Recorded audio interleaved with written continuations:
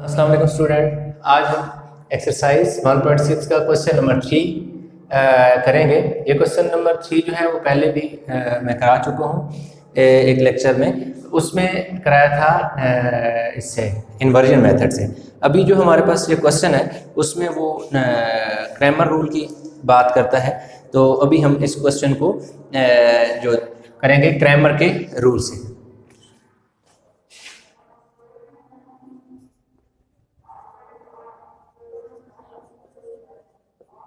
अच्छा, ये Cramer rule सबसे पहले हम क्वेश्चन की तरफ चलते हैं। ये स्टेटमेंट पहले एक्सप्लेन की अगर आपने मेरा वो लेक्चर नहीं देखा जो इन्वर्जन मेथड से इसी क्वेश्चन को एक्सरसाइज 1.3 का क्वेश्चन नंबर 1.6 का 1.6 का क्वेश्चन नंबर 3 है, तो आप देख लें ताकि आपको जो इन्वर्जन मेथड है वो भी समझ आए। क्योंकि जो बोर्ड में है ना वो आपको किसी मेथड से भी ये क्वेश्चन दे सकता है, या तो वो इन्वर्जन से कह सकता है या क्रैमर से कह सकते हैं। तो दोनों जो मेथड है आपको आने चाहिए। तो इसमें वो कहते हैं to sides of rectangle differ by 3.5 के दो जो साइड है, एक रेक्टेंगल है जिसकी ABCD मैंने एक नाम दे दिया रेक्टेंगल को। उसकी एक साइड मैंने x कही हुई है, दूसरी y कही हुई है, यानी लेंथ को x कहा हुआ है, विड्थ को y कहा हुआ है। कह रहे दोनों जो साइड है वो डिफर करती हैं 3.5, यानी उन दोनों में जो डिफरेंस है, जो फ़र्क है, यानी इन दोनों की वैल्यू को जब आप सब्ट्रैक्ट करेंगे लास्ट में जो आपके पास x और y की फाइंडिंग, ये मैं आपको करके दिखाऊंगा कि जब मैं x और y की वैल्यू फाइंड कर लूँगा तो जब उन दोनों को मैं सब्ट्रैक्ट करूँगा तो उनका आंसर 3.5 आएगा। तो वो ये कह रहा है कि अगर x ये जो रेक्टेंगल है इसकी लेंथ और विड्थ को जब आप सब्ट्रैक्ट करते हो जो तो 3.5 आता है, यानी उन दोनों में जो डिफरेंस है वो 3.5 का है। डायमेंशन फाइंड करने की कह रहा है, यानी एक्स और वाई की वैल्यू फाइंड करने के लिए कह रहा है, यानी लेंथ और विड्थ को बेसिकली फाइंड करने के लिए कह रहा है। जो पैरामीटर उसने हमें दे दिया वो दे दिया, कह रहा है कि जिस जो रेक्टेंगल है उसका जो पैरामीटर है 367 सेंटीमीटर। तो सबसे पहले हम लेट कर लेते हैं, लेंथ ऑफ रेक्टेंगल जो है हमारे पास, length of rectangle is equal to X centimetre है, और जो विड्थ ऑफ रेक्टेंगल है वो हमारे पास क्या है जी, y सेंटीमीटर है। अकॉर्डिंग टू गिवन कंडीशन, यानी कि जो उसने हमें कंडीशन दी हुई है, अकॉर्डिंग टू गिवन कंडीशन, जो कंडीशन दी है वो अप्लाई, जो कंडीशंस उसने हमें दी हुई हैं। पहली कंडीशंस की वो जो का बात करता है डिफर बाय 3.5, डिफर बाय 3.5 की जो लेंथ और विड्थ में डिफरेंस है उन दोनों को माइनस करो तो 3.5 सेंटीमीटर आता है, पहली इक्वेशन। दूसरी वो ये बात करता है कि जो पैरामीटर है, अब देखो पैरामीटर का जो फार्मूला होता है वो two length plus width is equal to parameter होता है। ये पैरामीटर का फार्मूला होता है, यहाँ फार्मूला लिखा है। अभी हम इसकी ना वैल्यू डाल देते हैं। टू लेंथ हमने क्या कहा हुआ है, लेंथ हमने x कहा हुआ है, विड्थ हमने y कहा हुआ है, और पैरामीटर जो है वो हमारे पास कह रहा है 67 सेंटीमीटर है। ये जो टू यहाँ पे हमारे पास मल्टीप्लाई हो रहा है, इसने जब उधर जाना है तो इसके नीचे डिवाइड हो जाना है। तो हमारे पास x plus y is equal to 67 centimetre है ना, डिवाइड बाई 2, तो x प्लस वाई हमारे पास 33.5 सेंटीमीटर, ये इक्वेशन 2 आ गई। अब हमारे पास क्या है जी, क्रैमर रूल के तरीके से हमने फाइंड करना है। तो क्रैमर रूल है बेसिकली हमारे पास है क्या, हम थोड़ा सा यहाँ लिख लेते हैं, इस जगह ना मैं इसकी थोड़ी सी वैल्यू लिख लेता हूँ, ठीक है। क्रैमर रूल में क्या है, जो हमारे पास होता है ना x, वो होता है d1 अवर a का डिटर्मिनेंट, और y is equal to d2 over a का डिटर्मिनेंट। ये क्रैमर रूल में ये हमें चाहिए होता है। टोटल 3 चीज़ें चाहिए होती हैं। एक चीज़, पहली वैल्यू चाहिए होती है वो a का डिटर्मिनेंट चाहिए होती है। वो डिटर्मिनेंट इसमें भी यूज़ होता है और इसमें भी यूज़ होता है। दूसरी वैल्यू जो हमें चाहिए होती है वो d1 चाहिए होती है, और तीसरी वैल्यू d2 चाहिए होती है। तो हमें a का डिटर्मिनेंट, d1 और d2, टोटल 3 चीज़ें चाहिए। अब इन्हें d1 क्या है, d2 क्या है, हम फाइंड करेंगे इन दोनों की वैल्यू, तो हमें खुद ही समझ आ जाएगा। इसे हम पहले एक उस मैट्रिक्स शक्ल में लिख लेते हैं जी। हमारे पास इधर कुछ भी नहीं है 1, यहाँ क्या है कुछ भी नहीं है तो -1, क्योंकि y से पहले साइन माइनस के तो माइनस आएगा। इधर क्या है, कुछ भी नहीं है तो 1, इधर कुछ नहीं है 1, ये x और y से हमने वैल्यू ली।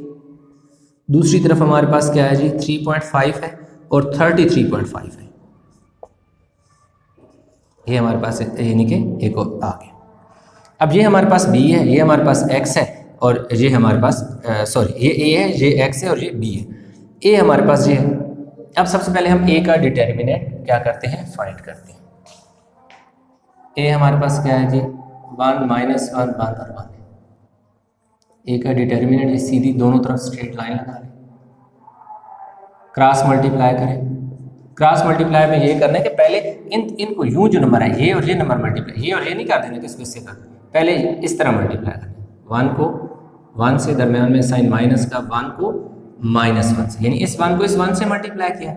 दरमियान में साइन फार्मूले का जो में साइन हमेशा यहाँ माइनस ही आता है, इस वाले 1 को इस वाले 1 से मल्टीप्लाई किया। तो 1 1 ज़ा 1 माइनस माइनस प्लस 1 1 ज़ा 1। तो a का डिटर्मिनेंट हमारे पास क्या आ गया है, 2 आ गया। जिस मर्जी मेथड से करें, इन्वर्जन से करें या क्रैमर से करें। इस क्वेश्चन को मैंने पहले लेक्चर 1 में इन्वर्जन मैट्रिक्स से भी किया हुआ है, वो भी जो है इसी तरह आंसर सेम आता है। a का डिटर्मिनेंट उसमें भी 2 आता है, x की वैल्यू y की वैल्यू उसमें जो आई है इसमें भी वही वैल्यू आएगी, सिर्फ मेथड का फ़र्क है। a का डिटर्मिनेंट जो दोनों में कॉमन था वो फाइंड कर लिया। अब d1 फाइंड करना है। अब देखो d1 फाइंड करने, अब यहाँ पे आपने गौर करनी है।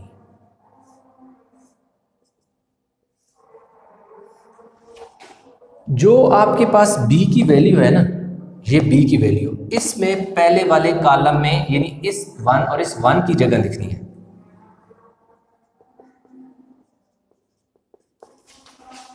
d1 फाइंड करने के लिए आपने ये जो आपका c1 है, कॉलम 1 है, ये कॉलम 2 है, ये जो कॉलम 1 ये वाला है आपका, इसकी जगह आपने ये जो b की वैल्यू, ये वैल्यू दी हुई है, इसको इन दो वैल्यू की जगह लिख देना है। ये दूसरी जो C2 में, कॉलम 2 में जो वैल्यू है वो एज इट इज आएगी।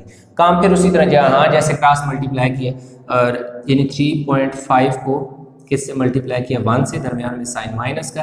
33.5 को किससे मल्टीप्लाई किया, 1 से, ठीक है, -1 से। 33.5 को -1 से। 3.5 को जब मल्टीप्लाई करेंगे 1 से तो 3.5 ही हो जाएगा, माइनस और ये वाला माइनस, ये दोनों माइनस प्लस हो जाएंगे। 33.5 को 1 से तो 33.5 हो जाएगा। इन दोनों को आप अगर ऐड करो तो हमारे पास आ जाता है जी 37। कितना आता है, 37। आप इसको ऐड कर लीजिए। d1 भी आ गया। d2 के लिए आपने क्या करना है, बहुत सिंपल। जो वैल्यू आपने इस b की, ये वाली वैल्यू कॉलम 1 में पुट की थी ना, अब ये वाली वैल्यू मैं कॉलम 2 में पुट करूंगा। तो इसका मतलब है मेरा जो कॉलम 1 है, 1 और 1 एज इट इज़ आ जाएगा, -1 और 1 की जगह 3.5 और 33.5 आ जाएगा मेरे पास। फिर समझो, जब आप d1 फाइंड करते हैं तो जो आपके पास ये b की वैल्यू होती है, इसको आपने कॉलम 1 में पुट करना होता है और फिर क्रॉस मल्टीप्लाई करके सॉल्व करते हैं तो आपके पास d1 की आ जाती है। जब d2 आप फाइंड करेंगे, d2 मीन c2, d1 में c1, कॉलम 1 में पुट की d1 आया, कॉलम 2 में पुट करेंगे d2 आएगा। अब कॉलम 1 में 1 और 1 एज इट इज़ आया, -1 और 1 की जगह जो कॉलम 2 है उसकी जगह मेरे पास ये वैल्यू जो 3.5 और 33.5 थी, ये वाली वैल्यू आ गई। अब देखो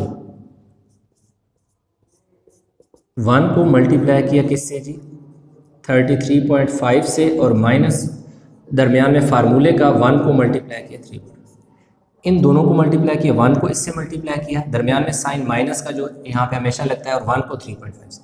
1 जब 3.5 से 33.5 से तो 33.5 आ जाएगा, और 1 जब मल्टीप्लाई होगा 3.5 से तो वो 3.5 आ जाएगा। तो d2 जो मेरे पास आ रहा है वो किसकी इक्वल आ रहा है जी, 33.5 में से 3.5 निकालेंगे तो हमारे पास कितना आ जाएगा जी, 30 आ जाएगा। मेरे पास 30 आ गया, ये 30 आ गया। अब मेरे पास क्या है जी, d1 भी आ गया। देखो मुझे क्या क्या चाहिए था, d1, a का डिटर्मिनेंट, d2 और a का डिटर्मिनेंट। देखो डिटर्मिनेंट मैंने फाइंड कर लिया, d1 भी फाइंड कर लिया, d2 भी। सिंपल उसमें वैल्यू पुट कर दूंगा। x is equal to d1 over a का determinant, x is equal to d1 की वैल्यू मेरे पास कितनी आई है, 37 37, सॉरी 73 गलती से लिख दिया, क्या है 37 डिवाइडेड बाय ए का डिटर्मिनेंट क्या आ रहा है 2, D1 की वैल्यू डिवाइडेड बाय ए की डिटर्मिनेंट की वैल्यू, ये जब डिवाइड होंगे तो मेरे पास क्या आ जाएगा जी 18.5 आ जाएगा। अब आएगा जी y is equal to D2 over A का determinant, y is equal to D2 की वैल्यू कितनी मेरे पास आई है, वेयर इज D2 30, ए का डिटर्मिनेंट मेरे पास क्या आया हुआ है 2 15 30, y इज इक्वल टू 15। अब एक और चीज़ यहाँ पे मैं लिखने लगा हूँ, आपका क्वेश्चन यहाँ पे एंड हो गया, बोर्ड में क्वेश्चन आ जाता है यहाँ पे आपने एंड कर देना, आगे करने की ज़रूरत नहीं है, आपको सिर्फ जस्ट स्टेटमेंट समझाने के लिए मैं ये काम करने लगा हूँ। वो ये है कि कह रहे हैं कि two sides of rectangle differ by 3.5, two side निकल आई, लेंथ भी आ गई विड्थ भी आ गई, कह रहे हैं दोनों में डिफरेंस क्या है 3.5 है, यानी कि बोथ साइड डिफर बाय 3.5। अब हम लेफ्ट हैंड साइड पे वैल्यू पुट करते हैं, क्या आंसर आता है 3.5 आएगा, अभी देखना x की जगह मैंने पुट कर दिया 18.5 माइनस आगे क्या y, y की जगह 15, 18 में से 15 चले गए तो पीछे क्या बच गया 3, और 0.5 जो 18 के बाद है वो एज इट इज आ गया ना 3.5 इज इक्वल टू 3.5। यही तो वो बात कह रहा था कि two sides of a rectangle differ by 3.5, तो देखो डिफरेंस आया ना 3.5, और टू वैल्यू ऑफ x और y की जो फाइंड करने के लिए कह रहा था वो हमने फाइंड करनी। अब इसी तरह आगे पैरामीटर की बात करते हैं, अगर पैरामीटर ये जो वैल्यू इसमें मैं अगर क्या पुट करूं, x की जगह क्या पुट करूं 18.5 प्लस y की जगह 15, इन दोनों को पुट करूं तो मेरे पास क्या आएगा 33.5 आ जाएगा, 33.5 को 2 से मल्टीप्लाई करूंगा तो मेरे पास 67 आ जाएगा। यानी कि अगर इन दो इस फार्मूले में आप वैल्यू पुट करो तो आपका आंसर 67 आएगा। वो कह रहा है पैरामीटर इज इक्वल टू 7, तो पैरामीटर भी 67 आ जाएगा। तो ये जो क्वेश्चन था आपका क्रैमर के रूल से जो है करा दिया गया है। इन्वर्जन से भी आपका क्वेश्चन हुआ है एक लेक्चर में, अगर आपने नहीं देखा तो आप वो भी देख सकते हैं।